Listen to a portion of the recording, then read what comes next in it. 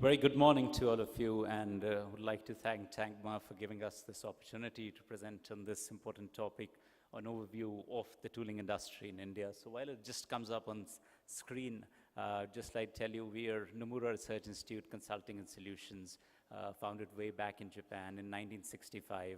I need to introduce our next speaker. We have the overview of the tooling industry. This is by our knowledge partner, Nomura Institute. NRI, that is Nomura Research Institute, Consulting and Solutions, is one of the largest consulting firms in Japan with a strong footprint in Asia. Creating and innovating the future is part of NRI's DNA. NRI has approximately 700 consultants globally, consultants focused on strategy and business performance improvement, BPI projects. Ladies and gentlemen, we have with us Partner and Group Head, Business Performance Improvement, Auto Engineering and Logistics, NRI.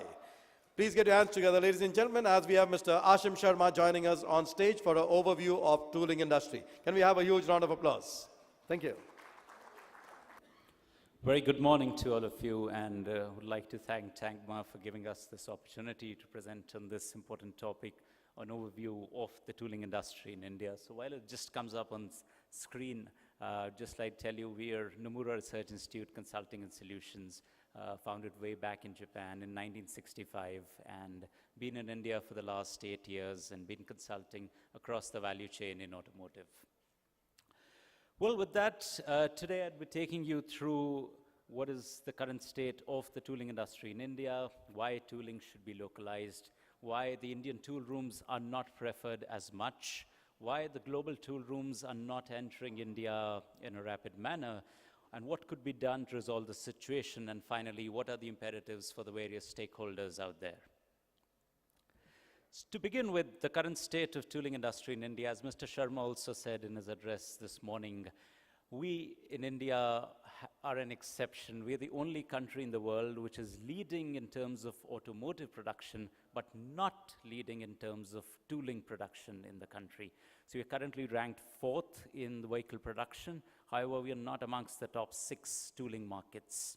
As far as the demand for different tools and molds in India goes, sheet metal dies and plastic molds comprise of about 75% of the total domestic tooling demand.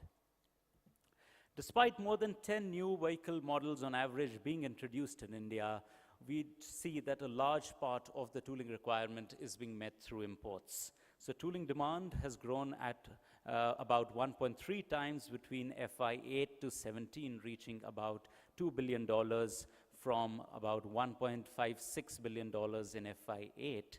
However, tool import in the same time has grown about 2 times. Automotive sector accounts for about 2/3 of the total tooling imports, and China, Taiwan, and Korea are among the preferred sources of imports.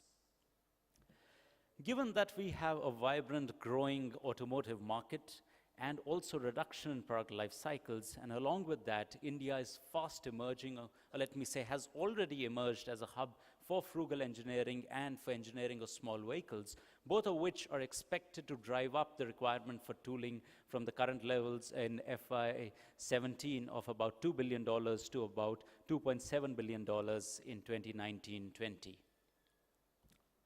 Looking more closely at product life cycles, I think as Mr. Kakkad also mentioned some time back, while we had huge product life cycles with, say, the Maruti 800, not seeing a decline in sales for over 20 years post-launch. In the recent times, we've seen that models like the Hyundai i10 seeing decline in sales post about 8 years from launch. And as a result of this, what you can see on the left side of this slide, the number of new models is going to go on increasing as we move into the future, all of which needs more tooling. Also, India has emerged as a global hub for small vehicles, for OEMs, with localized Tier 1 suppliers, and tooling localization would be the next frontier. As you can see from some of those examples out there, while in the 80s and 90s, we were importing a large part of technology and development used to happen in other countries, but increasingly from the mid-2000s to some models, even from global OEMs, being developed primarily in India in the recent past. And apart from this, the local OEMs have already been doing that all throughout. which should also increase the demand for tooling in India, because if you're developing a model in India and you have a tool maker in India, it always helps in working together while you are co-located. So why should tooling be localized? Well, localization results in cost savings. If you see on this chart, we've shown some cost elements in terms of an imported tool. We could have savings anywhere from 11 to 12% of the ex-works price if tooling was localized. In terms of time savings, given all the shipping times and the time spent at various custom clearances, etc., at our ports, a total time of import of about 25 to 50 days could be saved, all depending on where the tool is being imported from and what is the kind of tool that is being imported. Therefore, if these two factors are taken into account, it could certainly lead to a shorter product development time if you had localized tooling. It could lead to further price competitiveness in a very price competitive environment of the automotive industry. It will also lead to closer collaboration with tool rooms on tool design and trials, and also significantly reduce the time taken for repair and replacement of die and mold parts during the development cycle. So why is it that Indian tool rooms are not being preferred as much? We tried to do a benchmarking on various parameters at which various tooling hubs are evaluated.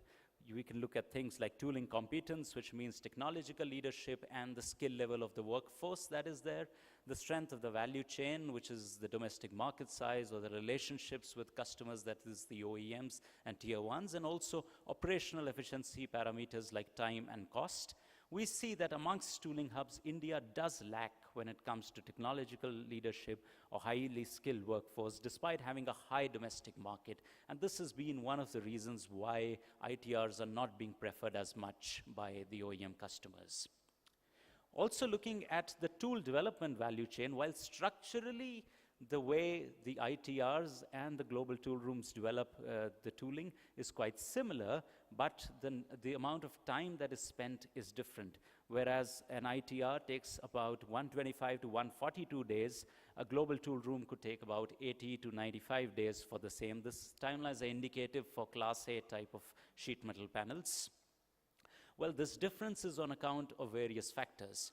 First and foremost, there's a lower adoption of high-speed machining in the ITRs because of capital constraints. Also, the tooling ecosystem in terms of tier 2s, to whom a large part of the work is outsourced in the global context, is not as much developed in India, and therefore most of the activities need to be done in-house by the Indian tool rooms. Also, due to lower design capabilities and many iterations from T0 to post-die corrections leads to a higher lead time, whereas in case of global tool rooms, due to higher applications of software and simulation, the rate of first-time right is higher. And all of these taken together then lead to a higher time to market. And in addition to that, also due to a lower scale, the economies of scale do not kick in as much for the local tool rooms.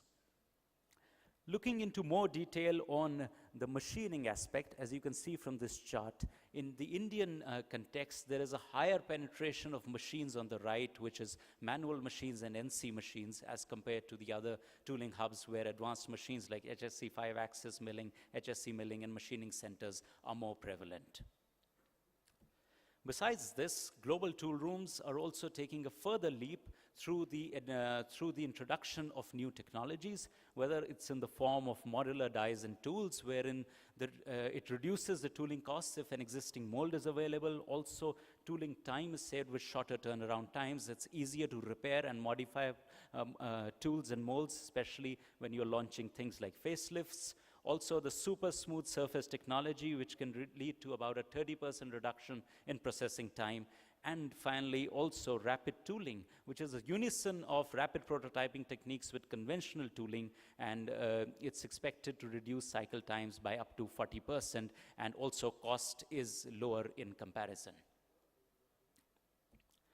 Therefore, looking more deeply at sort of the Indian tool rooms and what sort of a vicious cycle they are stuck in, well, we all know that most of the tool rooms are not financially very well off. Therefore, they have an inability to attract skilled workforce. and the skilled people that are present on account of not being able to give better compensation, many of such skilled personnel are lost to either tier 1s or OEMs. Also, there is a lack of investment in capabilities due to financial restrictions, so hence a lack of automation and supporting infrastructure, and also training to build superior designing capabilities. They also work on lesser complicated dies, in which the profit margins are also lower. There is a lack of working capital, as advanced payments are not passed on to tool rooms in many cases, and there is a long cycle of working capital turnaround. In addition, there is also low investment in infrastructure due to lower capital available, and there is a reduced inclination to scale up. We'd also like to say there's a kind of a fear that exists when it comes to making large-scale investments in terms of scaling up either facilities or training employees, and where I think the customers can also play a reinforcing role so that some of these fears can be allayed.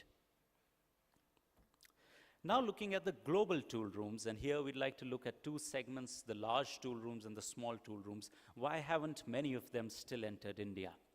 Well, if we look at the large size tool rooms, they first and foremost want volume assurances, as setting up a tool room is a high capital intensity activity.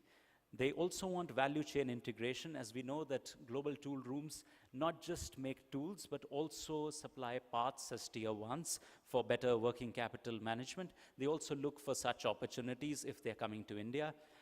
They also want to be assured that that they can outsource some of the activities like they do in their parent countries to tier 2s, and they therefore look for a well-established tier 2 infrastructure. They also want quality assurances, whether it's in terms of raw material quality or parts that are provided by the tier 2s.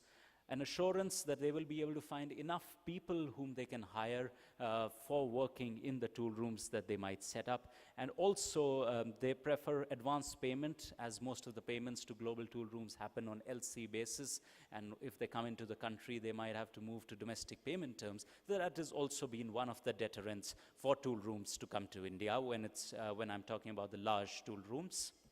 Looking at the small tool rooms, well, there is a bit of complacency to growth. They're quite satisfied in meeting some of the global requirements from their home locations itself. They lack the resources in terms of manpower availability to lead global expansion, and also lack capability for large volume production, which is a must for high returns of investment in India. Therefore, we looked at a vibrant automotive industry, there clearly being a need for localization of tooling, ITRs not being preferred as much, not many global tool rooms coming in. Therefore, what can be done to resolve the situation? Well, a threefold action can help. One is synchronizing tool development in the value chain. Second is development of an Indian tooling ecosystem. And finally, also localization of global tool rooms. I'll dwell into slight more details on each one of them. First of all, synchronization of tooling development in the value chain. Well, there are challenges around quality, cost, and delivery as far as OEMs have been able to articulate these with regard to a localization of tooling. And what you can see here in dark blue is a simplified explanation of a product development cycle at an OEM for a new vehicle development. And tooling forms an integral part of this. And then you also have a tooling development cycle, which is shown in light blue there. We need a strong coordination like the way it is between OEMs and tier 1s. That sort of a coordination needs to be extended further on also to the tool makers, so that in unison the OEM, the tier 1 and the tool maker can work towards creating a new product, whether it's in terms of defining the RESIC metrics, in terms of responsibility, accountability, etc., whether it's in terms of delivery timelines, which need to be regularly tracked. Also an escalation matrix for being able to resolve issues in a rapid manner, and also complete information sharing across the three members of this development chain, the OEM, the tier 1, as well as the tool maker. And as a result, could definitely reach higher tool quality standards, reducing the number of iterations beyond T0, be able to control total cost of tool development, and also be able to reduce the time to market. To further enable this, a set of key performance indicators, primarily focused on QCD, should be developed, Many of these should be lead indicators so that if there is a slippage going to happen in terms of cost or time, that can be sensed well in time and corrective action can be taken.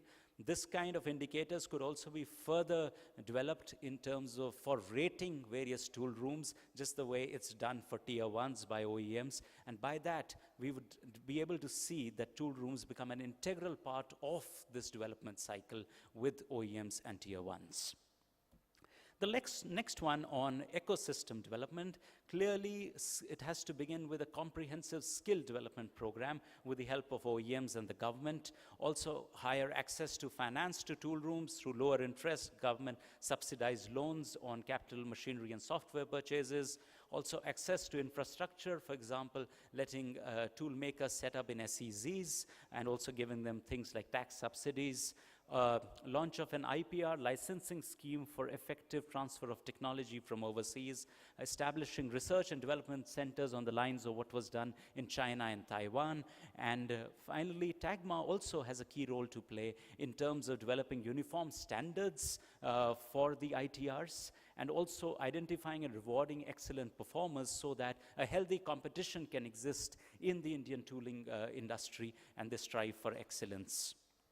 Since skill development is a key part of this, I just share a little bit more on that. From entry-level skilling, which could largely be OEM-driven, as has been seen also in case of OEMs adopting several industrial training institutes, that is the ITIs, and giving them captive 2 to 4 month internships and then hiring people from these ITIs. Similar thing could be done for the tooling industry as well.